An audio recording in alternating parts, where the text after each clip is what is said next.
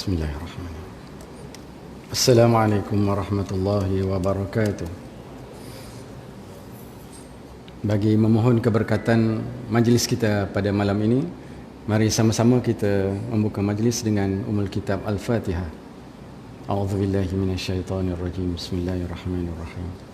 Alhamdulillahirabbil alamin arrahmanirrahim. Iyyaka na'budu wa iyyaka nasta'in. Ihdinas siratal mustaqim. صراط الذين أنعمت عليهم غير المغضوب عليهم ولا الضالين. بسم الله الرحمن الرحيم.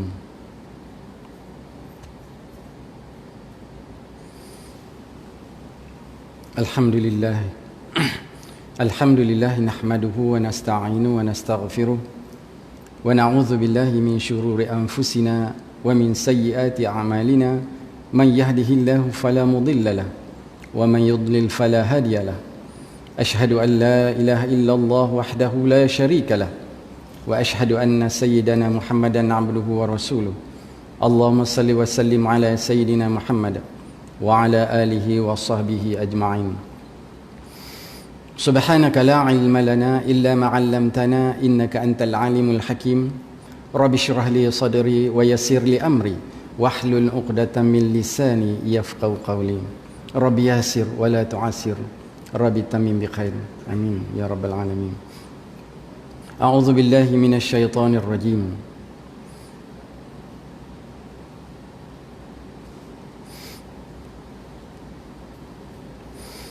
Sama-sama kita baca tuan-tuan dan puan-puan.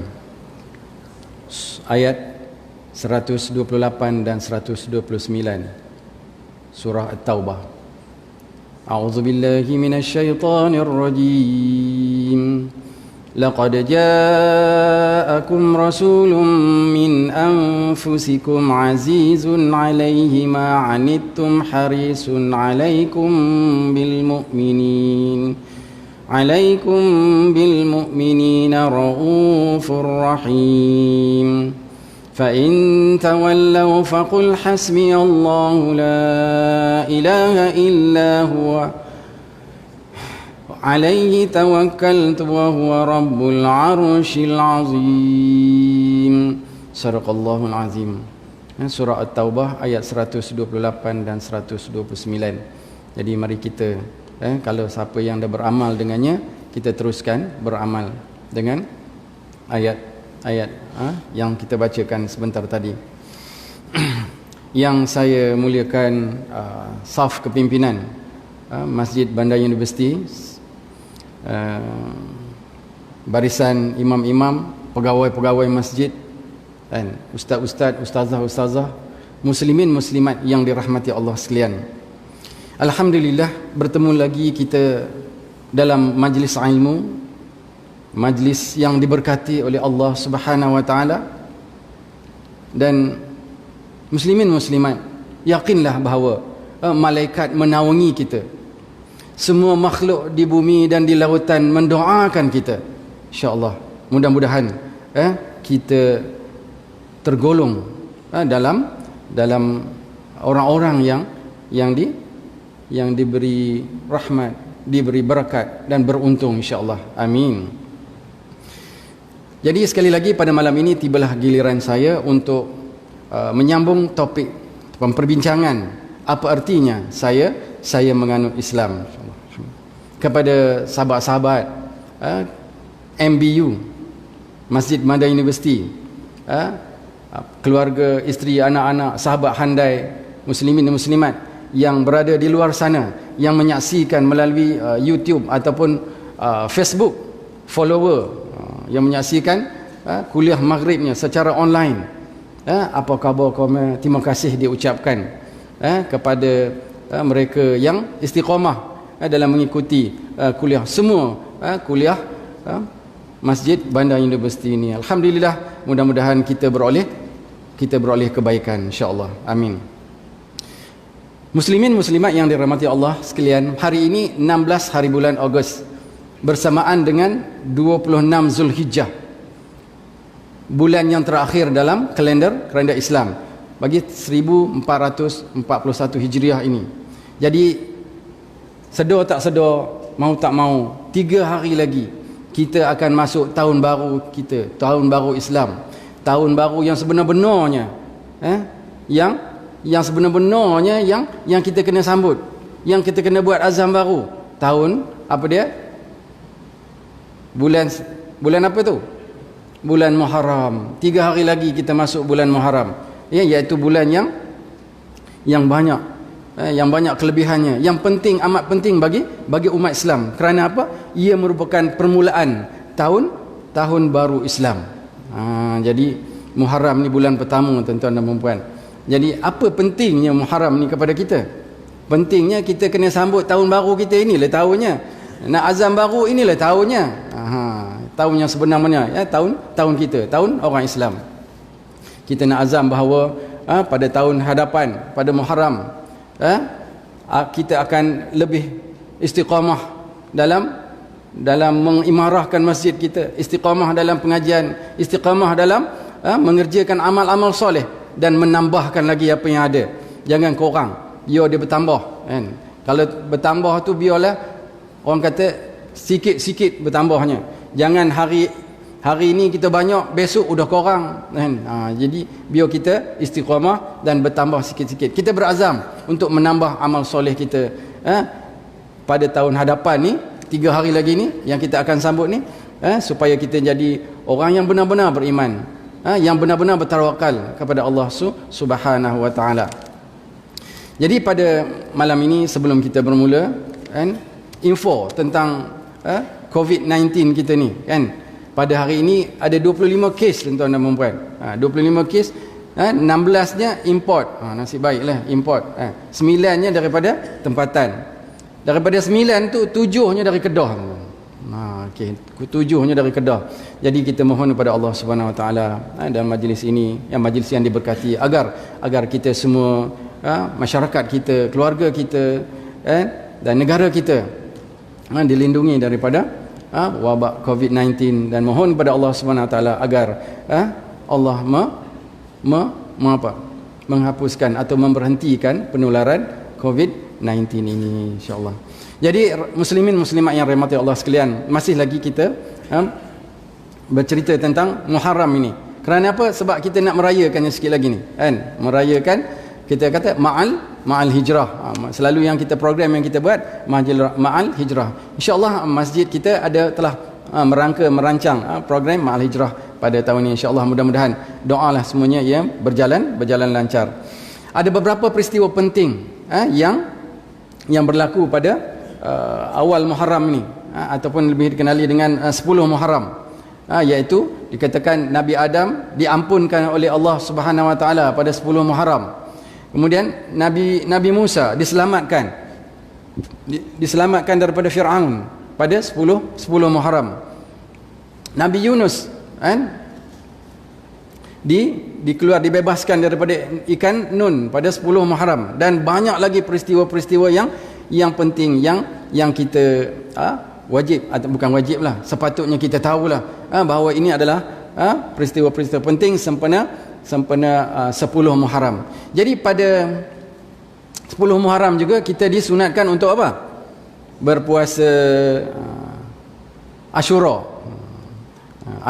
Siapa nak buat bubur tu buatlah, kan? Bukan wajib pun, kalau nak buat jangan lupakan kita ni, kan? Bagilah sikit, kan? Jadi nak ceritanya bahawa pada hari Ashura, hari yang disunatkan untuk berpuasa, Nabi sallallahu alaihi wasallam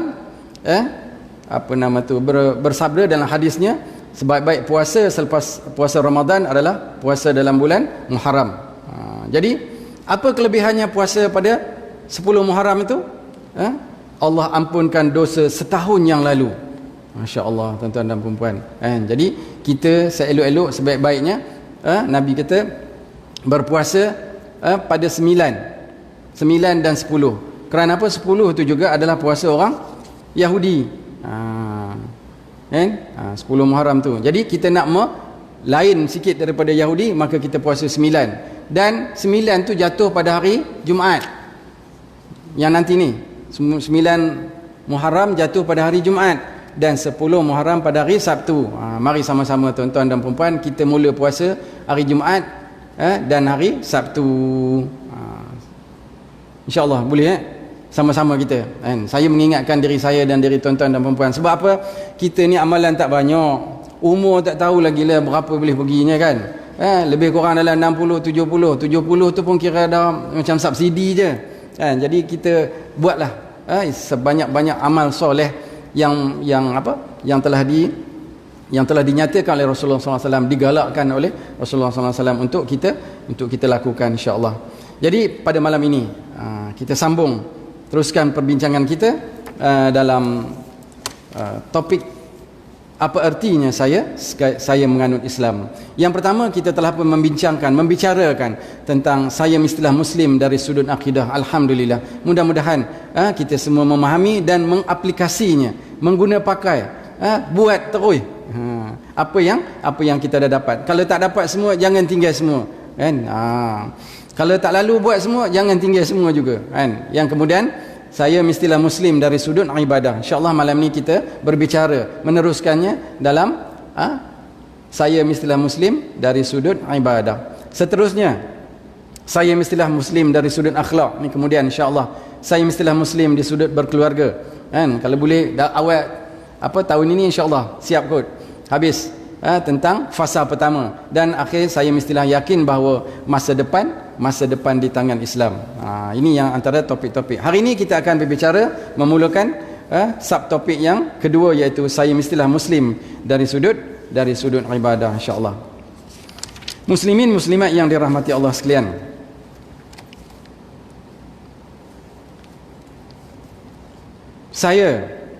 ibadah ni, saya mestilah memastikan ibadah saya mempunyai hubungan dengan Tuhan yang disembah, iaitu keihsanan dalam ibadah. Ibadah ni adalah merupakan kemuncak bagi sifat kepatuhan kita kepada Allah Subhanahu Wa Taala. Maksudnya kita betapa kita merasakan keagungan Allah Subhanahu Wa Taala dalam ibadah kita. Kemudian ibadah ni juga memberikan kesan yang mendalam dalam perhubungan kita dengan Allah Subhanahu Wa Taala dan perhubungan kita dengan manusia. Ibadah-ibadah yang kita lakukan ni seperti ibadah puasa, solat kita yang utamalah puasa, selepas solat puasa, zakat, haji, umrah dan sebagainya, itu adalah amal ibadah yang khusus. Dan ulama juga membahagikan ibadah ni kepada ibadah umum, iaitu apa yang kita hubungan kait kita dengan manusia, dengan keluarga kita, dengan jiran kita, dengan kerja kita, dengan tumbuhan, binatang dan sebagainya. Itu adalah semuanya ibadah menurut pandangan Islam. Jadi bermula daripada situ bahawa seluruh kehidupan kita ni adalah menjadi ibadah jika kita buat dengan ikhlas dan natijahnya tunduk dan patuh kepada Allah Subhanahu Wa Taala. Jadi muslimin muslimat yang dirahmati Allah sekalian, yang pertama sekali kita tengok tentang saya mestilah memastikan ibadah saya mempunyai hubungan dengan Tuhan yang disembah, ataupun dipanggil keihsanan dalam ibadah kita, insya-Allah. Jadi apakah yang dimaksudkan dengan ihsan ni? Rasul sallallahu alaihi wasallam telah bersabda, hendaklah engkau menyembah kepada Allah seolah-olah engkau dapat melihatnya, tetapi jikalau tidak dapat seolah-olah melihatnya, maka sesungguhnya Allah itu dapat melihatmu. Itu antara apa yang telah dinyatakan oleh Rasulullah sallallahu alaihi wasallam dalam hadisnya, menceritakan tentang ihsan. Dia yang tuan-tuan dan perempuan kita biasa dengar dalam sebuah hadis Nabi SAW yang diriwayatkan oleh Sayyidina Umar, bagaimana Jibril datang kepada Rasulullah sewaktu Rasulullah dalam halaqat dengan sahabat-sahabatnya. Datangnya dalam keadaan yang seorang yang cantik, yang bersih pakaiannya, seorang pun tak kenal, duduk terus datang bertemu lutut dengan Rasulullah SAW, bertanyakan tentang apa? Tentang Islam, iman dan ihsan. Jadi ihsan itu Rasulullah SAW memberitahu kepada Jibril, apakah ihsan? Jibril tanya. Jadi Rasulullah SAW sabda, hendaklah engkau menyembah kepada Allah seolah-olah engkau dapat melihatnya. Tetapi jikalau tidak dapat seolah-olah melihatnya, maka sesungguhnya Allah itu dapat melihatmu. Jadi itu yang dinyatakan oleh Rasulullah SAW. Jadi sahabat-sahabat ni dia peliklah. Kenapa? Dia bertanya, lepas tu dia mengiyakan. Lepas Rasulullah SAW menjawab, dia mengiyakan, benar. Kemudian tanya lagi, dia kata benar. Jadi Rasulullah kata itulah Jibril, malaikat Jibril. Jadi muslimin muslimat yang dirahmati Allah sekalian, dari sudut bahasanya, bahasa Arab dalam sudut bahasanya Arabnya, yang bermaksud ihsan ini bermaksud kesempurnaan ataupun yang terbaik. Jadi dalam konteks ibadahnya tadi seperti yang dinyatakan oleh Rasulullah sallallahu alaihi wasallam. Kesimpulannya tuan-tuan dan puan-puan, kita ni sentiasa diawasi oleh Allah Subhanahu wa taala. Diawasi. Maksudnya kalau kita cakap zaman sekarang ni CCTV sentiasa. Kalau CCTV masjid ada dekat bucu tu je, tetapi CCTV Allah Subhanahu wa taala sentiasa follow kita. Nanti akan ditayangkan semula tuan-tuan dan puan-puan. Jadi ibadah kita dalam keadaan kita merasa kita diawasi oleh Allah Subhanahu wa taala. Kita nampak Allah. Kalau kita tak mampu, maka Allah kita rasakan bahawa Allah sentiasa melihat kita. Jadi ibadah yang mencapai martabat ihsan ini adalah ibadah yang paling tinggi, paling mulia, dan semua orang hendak ke arah itu. Jadi siapa yang boleh dapat ni, alhamdulillah tuan-tuan dan puan-puan. Kita memang berazam untuk mendapat apa? Untuk mendapat ibadah yang apa? Yang martabatnya apa? Ihsan. Ihsan dalam beribadah. Jadi ibadah ini, macam mana nak mendapatkan ibadah, martabat ihsan dalam ibadah kita tuan-tuan dan puan-puan? Yang pertama, kita kena rasa apa? Rasa cinta kepada Allah Subhanahu wa taala. Macam mana rasanya? Kita rasa tawaduk. Contohnya ibadat kita solat lah. Ibadat yang paling utama adalah solat. Jadi kita rasa tawaduk kepada Allah Subhanahu wa taala. Kita rasa tunduk kepada Allah Subhanahu wa taala. Dengan apa? Dengan itu timbulnya perasaan apa? Perasaan meminta, perasaan mengharap kepada Allah Subhanahu wa taala. Itu yang kita patut rasa semasa kita solat, kita menghadap. Apabila kita mengangkat takbir Allahu akbar, itulah yang kita rasa. Kemudian di sana juga bagaimana kita nak merasakan memperolehi martabat ihsan itu, kita zahirkan rasa takwa kita kepada Allah Subhanahu wa taala. Macam mana takut kita rasa kita kerdil, hinanya kita di hadapan Allah Subhanahu wa taala, di hadapan kebesaran Allah Subhanahu wa taala. Itu cerita tentang solat, kan? Kita zahirkan hati kita, kan? Begitu juga dengan puasa. Kita juga perlu mencapai tahap ihsan. Puasa ni maknanya kita diawasi oleh Allah Subhanahu wa taala. Begitu juga umrah dengan haji. Kita juga cuba untuk mencapai tahap ihsan ini. Apabila kita bertawaf, kita diawasi, kita bersa'i, kita diawasi oleh Allah Subhanahu wa taala. Semua itu. Kemudian selain daripada ibadah khusus tu, ibadah umum kita juga. Kita sebagai pekerja, ngajar umpamanya, kita diawasi. Bukan saja pengetua. Kadang-kadang kan, ni ceritalah. Ngajar ni peraturannya tak boleh duduk tu juga. Sekali kan kita dah ngajar, dah tunjukkan slide. Saya ngajar pakai slide. Dah ngajar pakai slide, okey, latihan. Kan? Duduklah kejap. Nak duduk mengurang nak orang kata apa, lenguhkan, kita duduklah, kan? Elok ada berduduk, lalu je fikirlah penolong pengetua kata Allah, kan, nak buat macam mana, tapi kita dah buat yang terbaik. Itu ceritanya.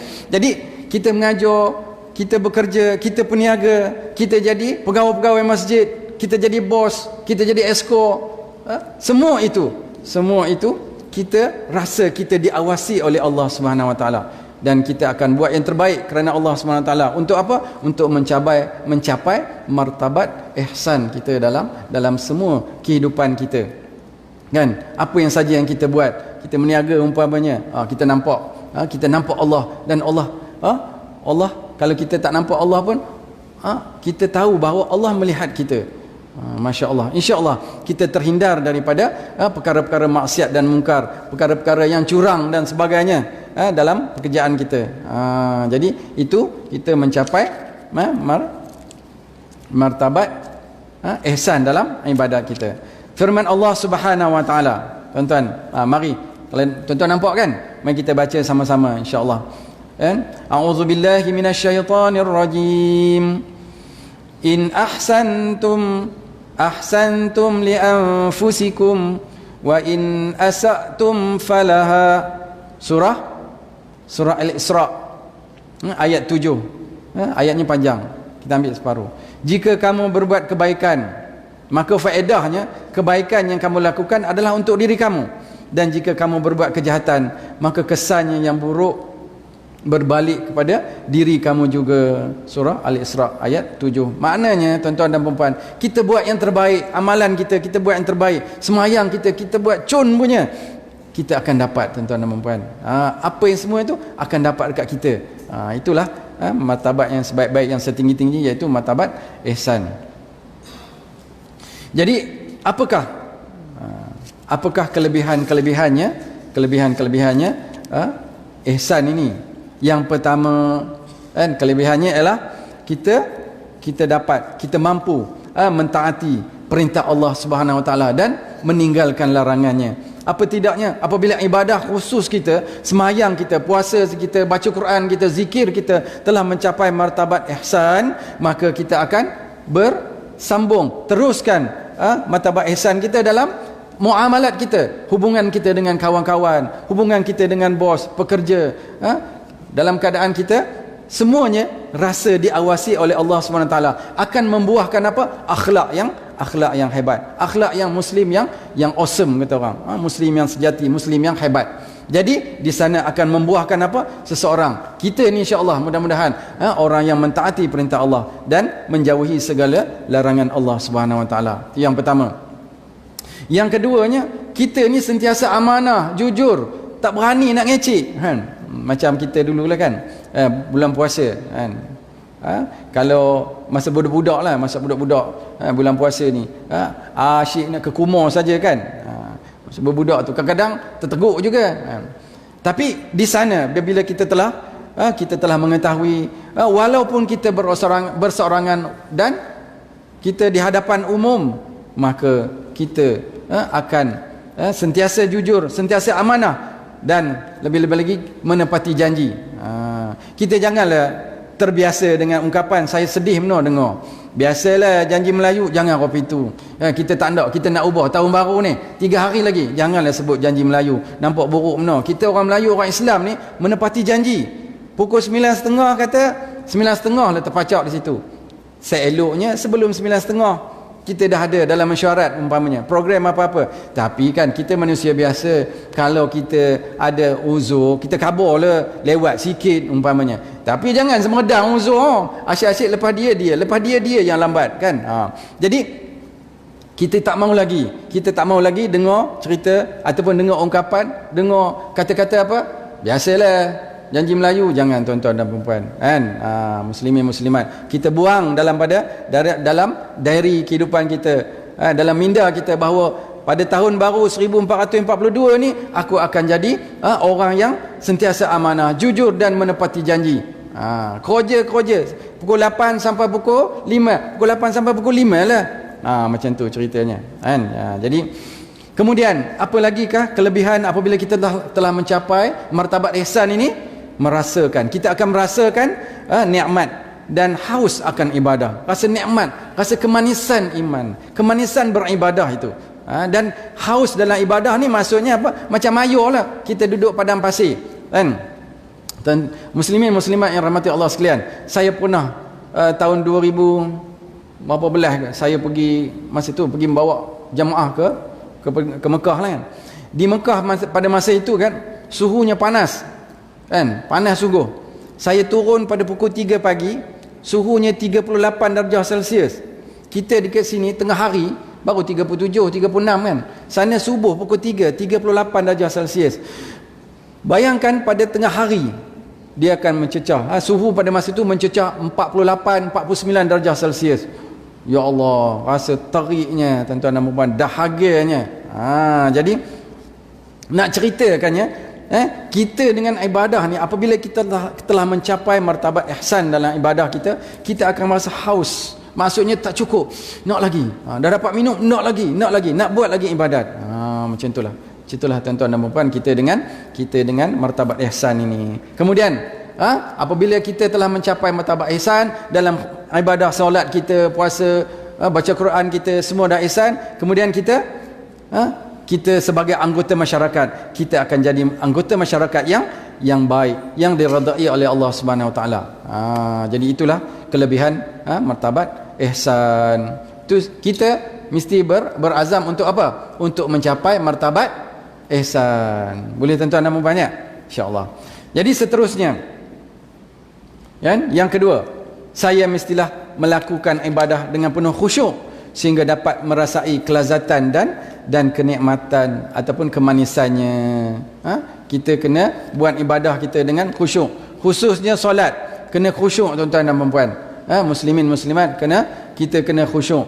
Buat macam mana khusyuk ni? Masa saya ngaji dulu masa kecil-kecil dulu saya ngaji, ustaz kata apa tau, khusyuk ni katanya macam kita narik narik kambing. Siapa yang melih kambing tu tahulah, kita narik kambing kan, maksudnya kita nak bawa ke kandang kan. Kambing dia bila kita tarik je, dia tepi lah, ke sana lah, kemari lah, mencari pucuk-pucuk, melampak pucuk belah sana, dia pun pergi ke sana. Jadi apa kita buat? Kita tarik balik ke arah jalan yang betul untuk masuk kandang. Macam itulah kita dalam solat katanya. Saya rasa masa itulah kita tak faham macam mana lah ustaz ni kata kan. Tapi bila kita dah berada dalam, orang kata apa, dah solat, udah dewasa ni, baru kita tahu, oh ya Allah, itu rupanya maknanya dia punya melencong tu kadang sum ke sana, patah balik, Allahu Akbar, aku tengok solat sum ke sana. Betul tak tuan-tuan dan puan, muslimin muslimat? Ke saya seorang aja ni? Semua kita itu, kita tahap orang awam kan. Jadi kita buat yang terbaik untuk apa? Untuk mencapai khusyuk, supaya kita dapat apa? Merasai kelazatan dan kemanisannya. Muslimin muslimat yang dirahmati Allah sekalian, di sini saya bawakan kepada tuan-tuan dan puan-puan firman Allah Subhanahu Wa Taala dalam surah Al-Mu'minun. Mari sama-sama kita baca tuan-tuan. A'udzubillahi minasyaitonirrajim. Qad aflahal mu'minun alladzina hum fi salatihim khashi'un. Maksudnya, sesungguhnya berjayalah orang-orang yang beriman. Siapa dia yang berjaya? Orang yang beriman tu berjaya pula lagi. Maknanya ada orang beriman yang kurang berjaya, tapi dikatakan sesungguhnya berjayalah orang-orang yang beriman. Orang-orang yang beriman itu siapa mereka? Iaitu mereka yang khusyuk dalam sembahyangnya. Khusyuk dalam sembahyangnya, tuan-tuan dan puan-puan, kan? Muslimin muslimat yang rahmati Allah sekalian. Apa maknanya khusyuk ni? Mari kita sama-sama baca. Saya paparkan di sini. Bismillahirrahmanirrahim. Khusyuk adalah perbuatan hati yang meliputi perasaan takut, rendah diri, perasaan hina di hadapan Allah, yang menzahirkan perbuatan anggota badan seperti tenang di dalam solat, tidak berpaling ke sana kemari, mata tak ada liur, ke atas ke bawah, dan kita serta menundukkan pandangan kita. Itu maksud khusyuk setelah disimpulkan daripada beberapa pandangan ulama. Jadi kita dapat satu kesimpulan. Jadi ada beberapa perkara yang kita ulang, meliputi perasaan takut, rendah diri, perasaan hina di hadapan Allah, dan yang menzahirkan perbuatan yang seperti tenang di dalam solat, tidak berpaling ke sana ke sini, dan menundukkan pandangan. Itu adalah khusyuk dalam solat, tuan-tuan dan puan-puan.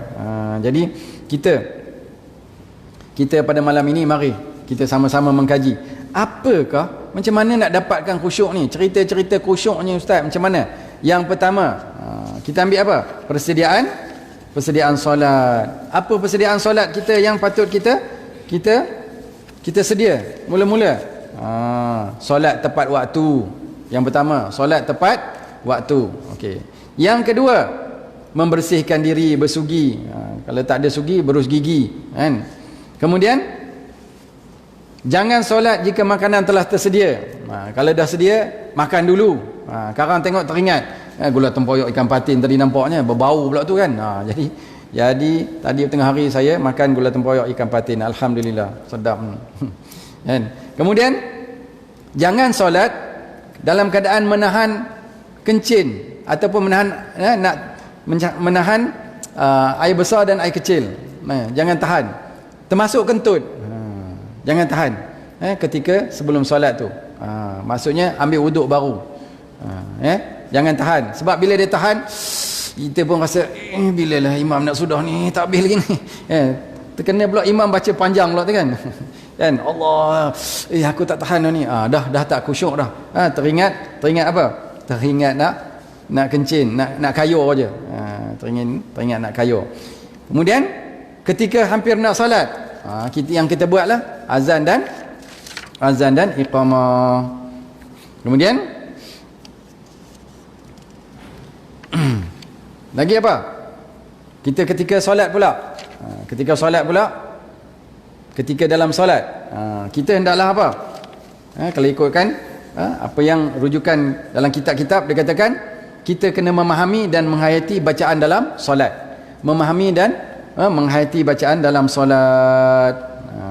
Maksudnya waktu sujud, waktu iftitah tu baca macam mana, Fatihah baca apa maknanya, lepas tu rukuk apa maknanya, i'tidal apa maknanya, sujud apa maknanya. Tuan-tuan dan puan semua dah ingat ke? Alhamdulillah. Kita ulang kaji malam ni insya-Allah. Kemudian itulah ketika dalam solat, hampir solat, dalam solat 2 kali keluarnya. Jadi pada malam ini insya-Allah kita sama-sama ulang kaji. Siapa yang dah dapat tu silakan teruskan dengan amalan tuan-tuan dan perempuan. Baik, mula-mula kita takbiratul ihram. Kita baca apa? Doa iftitah. Memanglah sunat, tapi sunat tu pahala tau. Jangan bukan tak payah buat, tak apa dak, tak payah buat rugi, tak dapat pahala. Kita kena ubah. Sunat je. Tak buat tak apa, bukan tak buat tak apa, tak buat rugi, tak dapat pahala. Kita tak tahu yang mana satu amalan kita yang diterima, dan kita tu pahala banyak menor dah ke? Itulah ceritanya. So kita kena ubah.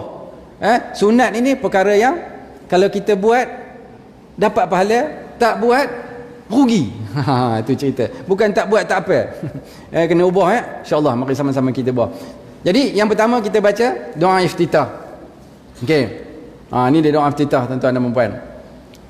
Allahu akbar kabira walhamdulillahi katsira. Maksudnya Allah Maha Besar dengan kebesaran yang tak terduga. Itu maksudnya. Allahu akbar kabira walhamdulillahi katsira. Dan segala puji bagi Allah dengan pujian yang sangat banyak. Walhamdulillahi katsira wa subhanallahi bukratan wa asila. Maha suci Allah pagi dan petang. Kemudian apa dia? Wajjahtu, aku hadapkan mukaku, wajhiya lilladzi fataras samawati wal ard, yang menciptakan langit dan bumi dengan kepatuhannya. Maksudnya kita hadapkan muka kita. Ini adalah pengisytiharan kita sewaktu dalam solat. Wajjahtu, macam kita isytihar ni apa? Apa nama tu dia panggil apa? Iqrar. Wajjahtu wajhiya lilladzi fataras samawati wal ard. Aku hadapkan mukaku.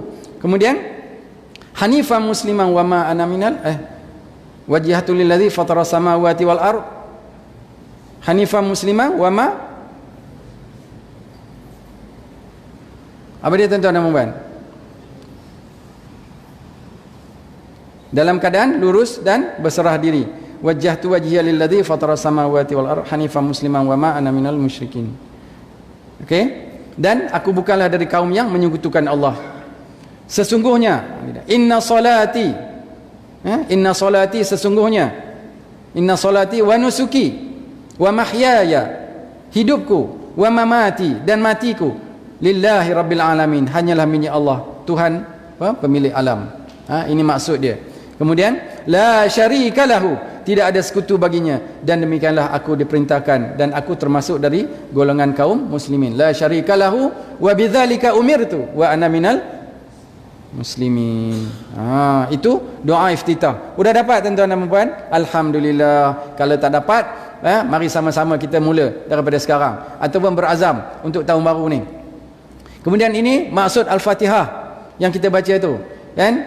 Bismillahirrahmanirrahim, alhamdulillahirabbil alamin. Segala puji tentu bagi Tuhan pemelihara, mentadbir sekalian alam, Ar-Rahmanir Rahim, yang maha pemurah lagi maha mengasihani. Lagi apa? Iyyaka na'budu, bukan, ihdinas siratal mustaqim, bukan, Ar-Rahmanir Rahim, Maliki Yaumiddin. Kalau dia baca apa itu dia cacau. Maliki Yaumiddin, yang menguasai pemerintahan hari pembalasan. Iyyaka na'budu wa iyyaka nasta'in, engkaulah sahaja ya Allah yang kami sembah, dan kepada engkaulah saja kami memohon pertolongan. Kemudian ihdinas siratal mustaqim, tunjukkanlah kami jalan yang lurus, iaitu jalan orang-orang yang engkau telah kurniakan nikmat kepada mereka. Siratal ladzina an'amta alaihim ghairil maghdubi alaihim waladdallin, dan bukan jalan orang yang engkau telah murkai, dan pula jalan orang yang sesat. Kalau boleh dalam Fatihah, kan, kita dapatkan maksud ni tuan-tuan dan puan-puan. Setiap kali kita baca Fatihah, tak dapat semua, jangan tinggal semua. Cuba berazam daripada sekarang untuk ambil ni dan cuba maksud dalam Fatihah tu. Jangan kita dah semayang 3-40 tahun tapi takkan tak dapat lagi maksud Fatihah pun tak dapat. Jadi kita kena berusaha, berikhtiar. Biar kita berakhir hidup kita dengan berusaha, berikhtiar. Jadi kemudian kita rukuk, subhana rabbiyal azimi wa bihamdih. Apa maknanya? Maha suci Tuhanku yang maha agung dengan sifat kepujiannya. Dan i'tidal pula, sami'allahu liman hamidah, Allah mendengar akan orang yang memujinya. Kemudian rabbana lakal hamdu, ya Tuhan kami, bagimu segala pujian. Puji-puji saja tuan-tuan dan puan-puan. Kemudian apa? Sujud. Kita sujud baca 3 kali.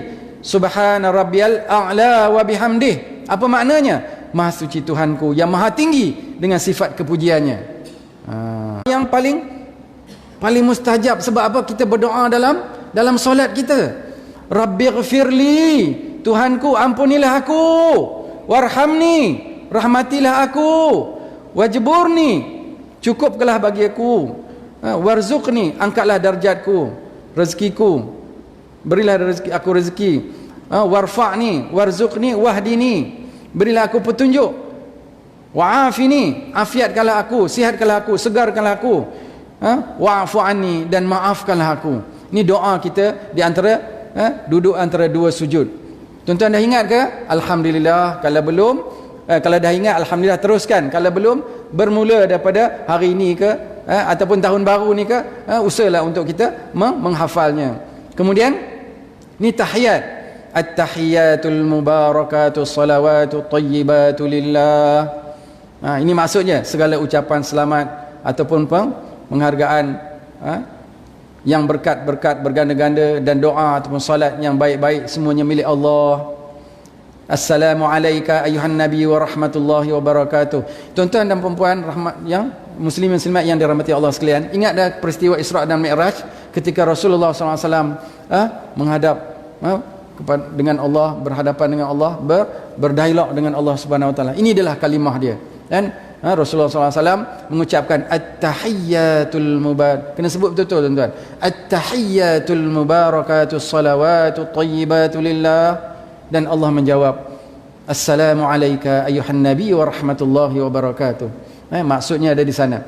Kemudian Rasulullah SAW menjawab, Assalamualaikum wa ala ibadillahis salihin. Kemudian asyhadu an la ilaha illallah wa asyhadu anna Muhammadar Rasulullah. Allahumma salli ala Muhammad, tahiyat awal. Kemudian tahiyat akhir, wa ala ali Muhammad kama sallaita ala Ibrahim wa ala ali Ibrahim wa barik ala Muhammad wa ala ali Muhammad kama barakta ala Ibrahim wa ala ali Ibrahim fil alamin innaka Hamidum Majid.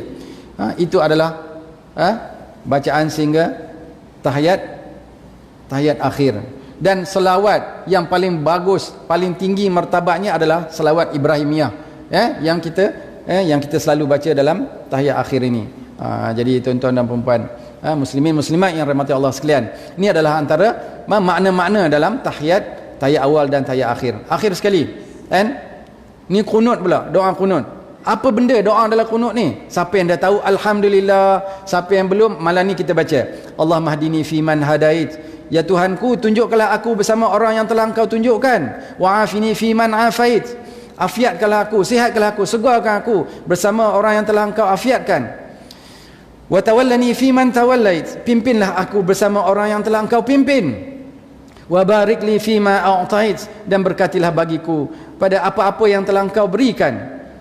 Wa qini syarra ma qadait, peliharalah aku daripada kejahatan perkara-perkara yang telah engkau qadakan, hukumkan. Fa innaka taqdi wa la yuqda alait, maka engkau yang menghukumkannya, engkau yang dihukum. Wa innahu la yadhillu man walait, tidak ada yang terhina orang yang telah engkau pimpin. Wala yu'izzu man adait, tidak akan mulia orang yang telah engkau musuhi. Tabarakta rabbana wa ta'alait, amat berkat engkau wahai Tuhan kami dan maha tinggi engkau, maka bagimu jualah segala kepujian atas apa yang engkau tetapkan. Aku meminta ampun kepada engkau dan taubat kepada engkau, dan Allah sejahterakan junjungan kami Muhammad sallallahu alaihi wasallam, dan sejahtera atas keluarganya dan para sahabat. Ini antara maksud-maksud dalam qunut. Jadi tuan-tuan dan puan-puan, kalau tak dapat semua, jangan tinggal semua. Berusaha berikhtiarlah agar kita semua menghafal maksud setiap bacaan. Untuk apa? Untuk kita mencapai tahap apa? Khusyuk dalam solat kita. Jadi saya rasa sekadar itu saja perkongsian saya pada malam ini. Mudah-mudahan kita beroleh manfaat daripada apa yang saya kongsikan, saya sampaikan, untuk kita bersama. Saya sebut ni bukan untuk tuan-tuan saja, untuk saya juga. Jadi saya harapkan kalau ada apa-apa yang tersalah, tersilap, saya mohon ampun dan maaf. Dan apa-apa yang nak ada penambahbaikan umpamanya, sila PM saya. Kita belajar, sama-sama belajar insya-Allah. Jadi saya tangguhkan majlis kita dengan tasbih kifarah dan solatul asr. Subhanakallahumma wa bihamdika asyhadu an la ilaha illa anta astaghfiruka wa atubu ilaik. Bismillahirrahmanirrahim. Wal 'asri innal insana lafi khusr illa alladhina amanu wa 'amilus solihati wa tawassaw bil haqq wa tawassaw bis sabr. Aqulu qawli hadza wa astaghfirullah li wa lakum. Assalamualaikum warahmatullahi wabarakatuh.